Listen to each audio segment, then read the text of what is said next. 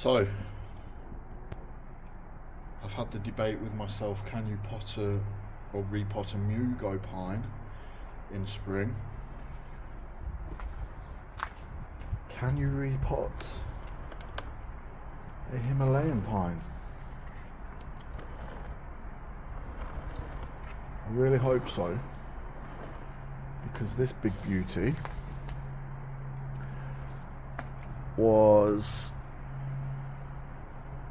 well, I bought it for myself with birthday money received in November. So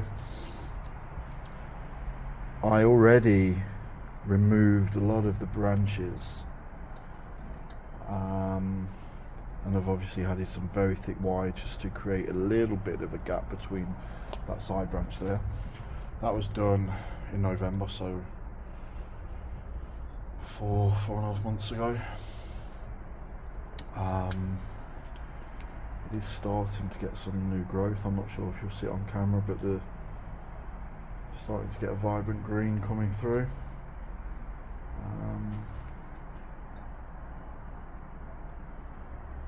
Can you repot it? Let's find out. You know what I love doing? I love starting a video and then finding out the microphone's not turned on. So you've missed 6 minutes of me blathering on. So at the moment, I'm just beginning to break down the soil that it's in. I will repeat myself what I've just said. So I'm hoping not to have to do too much to these roots. I just did a repot of a mugo pine, and underneath the tree centrally there's a real mess of roots sort of growing vertically down and twisting around. What you really want with the trees are growing sort of outwardly from the trunk. So it's potluck. You buy from a garden centre, you run that risk. Obviously they're growing for profit. They don't care what the roots look like because they're not growing for a niche market. They're growing for the masses. So we'll see as I break through into this section, we'll see more and more what we're left with. This weighs an absolute ton, weighs about 7 kilos, I think, or certainly with the soil it did do. We'll be reducing that significantly. So it's interesting. I don't know if that's bark. Big chunks of bark in this mix.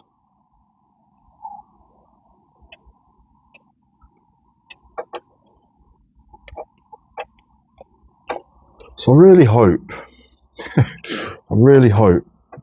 that the roots are okay on this one, because I really like the look of this tree. And as I say, I bought it with birthday money. It was, at the time, the most expensive tree I'd ever bought or owned. And ironically now, that title belongs to a little Seka Hinoki, about yay big. That was a gift for me at Christmas. I think that was about £100. So this was, and I had a gift card for 50. I think I put maybe £5 on top or £10 on top. So it was between 50 and £60. But you know, when you're walking around a garden centre and something just catches your eye, this was a real specimen. It had many more branches, this, growth, the needles just flowing in the wind. It really caught my eye, and I thought, I have no idea if you can make a bonsai out of Himalayan pine, but I'll certainly try. Okay, so far so good. There's not an enormous mat of of corkscrewed roots. They're all seemingly growing well. I feel like I'm tempting fate, but we will see. So I'm going to put some graft in and get these cleared, and I'll come back to you checking that I make sure my microphone's working. Right then, quick update. This is where I'm at currently. I've removed maybe a couple of inches off the bottom, which were just long and scraggly roots. I've uncovered some potential problems. I'll just get my root hook underneath there. You can probably see me lifting that big boy out. There's another one somewhere. There it is. Potential problem.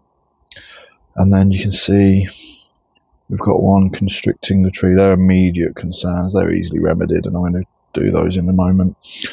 One thing I would say to anybody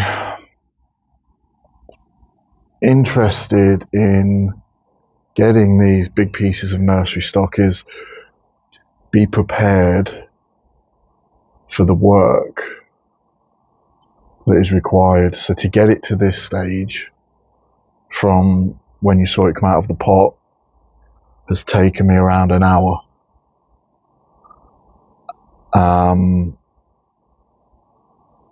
This is not a quick and easy process to remove all of the old soil nursery out and eventually thin these roots out. So do keep that in mind if you're looking at a big piece of nursery stock. I said at the start of the video, I think it might be a graft, and I do think it is. However, with the angle of the tree, it actually doesn't look too bad, and in the future I could always shave this down a little bit more, but it works okay. I'll just bring it in closer so you can perhaps see the graft a bit better. Yeah, it's not the worst one I've seen. I don't normally like grafted trees. I try and avoid them. But this is okay. So I'm going to carry on, and I'll bring you back shortly. Right then, so let me zoom out. That's a drastic root prune. However, I've cleared the middle. You can begin to get a bit of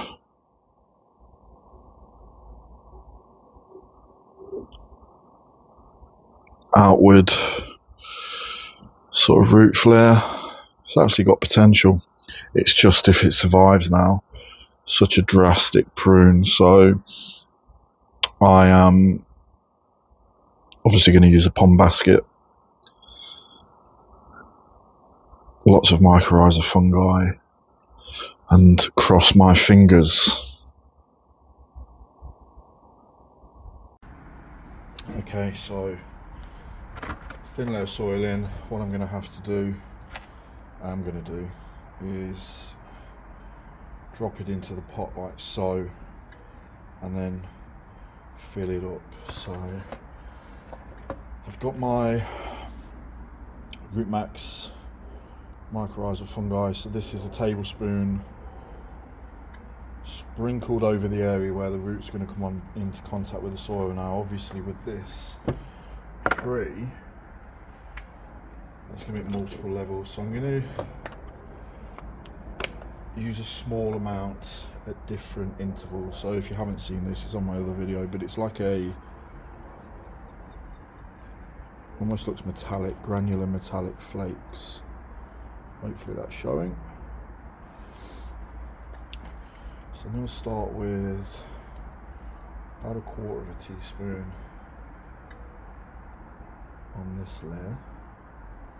Just sprinkle that over.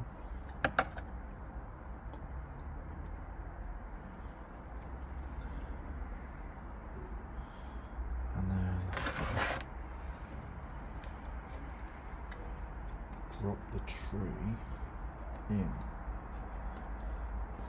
So get the roots as roughly radially. And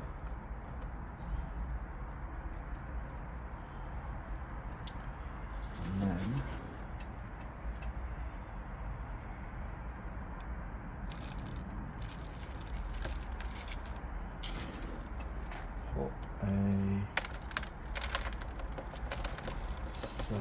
layer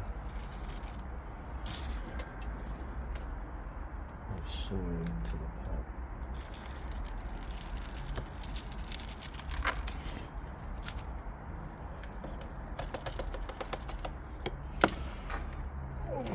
So, we'll put a little bit more in.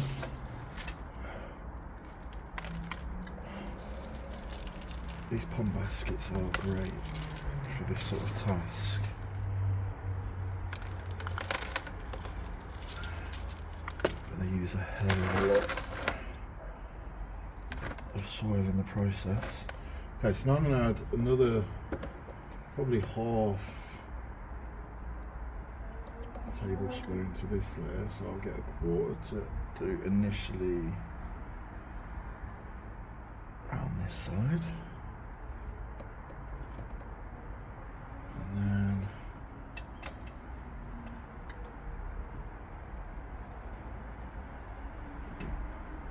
a quarter around that side. Add another layer.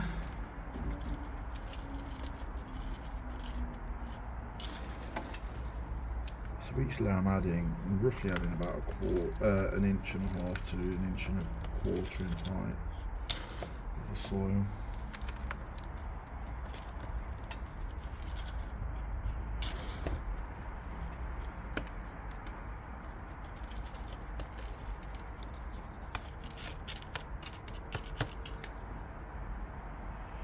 So I don't know if you can see very well. I'll bring the camera down.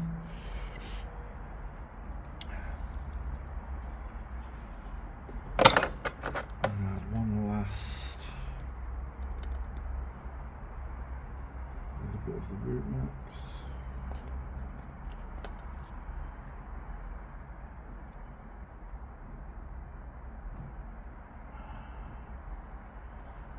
Done.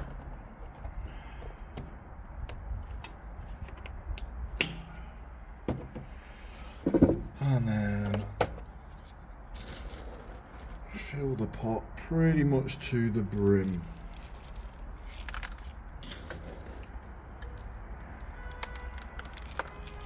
So this is likely now not going to be touched, certainly not the roots for,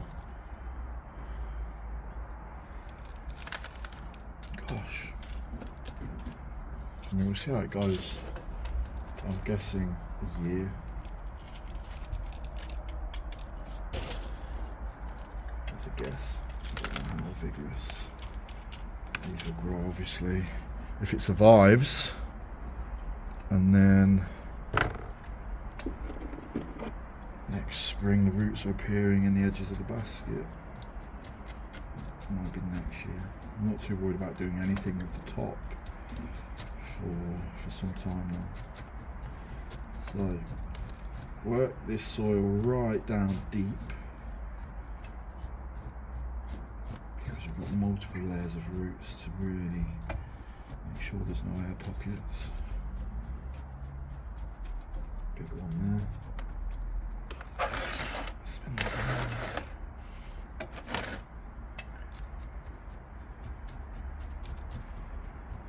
So this has been a real task. I'm not sure of the time right now, but I'm going to guess it's taken me around 2 hours so far.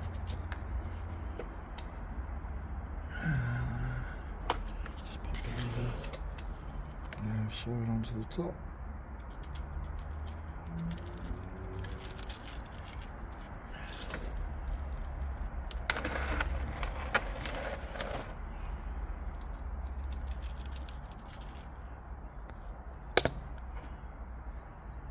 Give it one last prod. Highly technical term.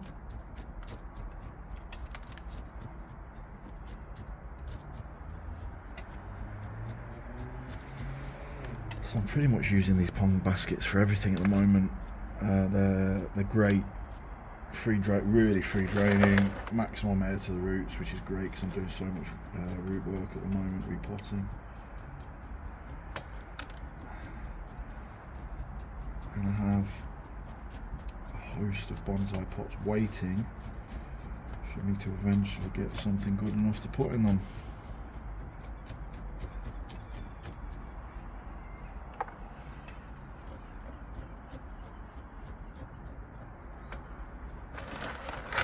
I just want to get in here a bit more. Get really deep.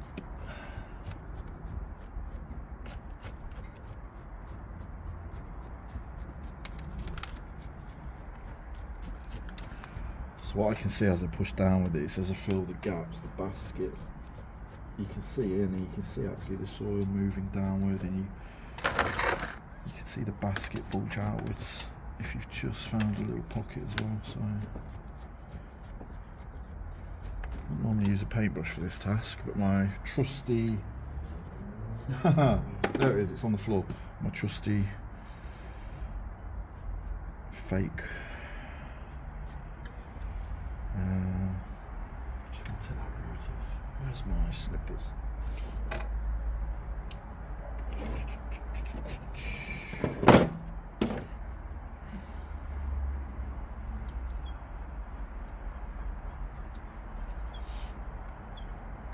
Yeah, my trusty fake chopstick is on the floor. Right, let me get tidied up and then we'll have a look, see what you think. There we have it.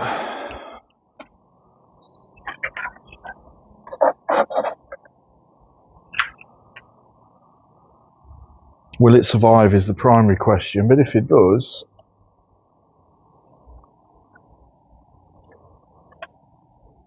I think in 3 or 4 years, this could actually be quite a striking tree. I can see what I want to do work-wise. There's more branches that I would probably remove, certainly in this upper portion. Maybe a bit of wiring, but for now,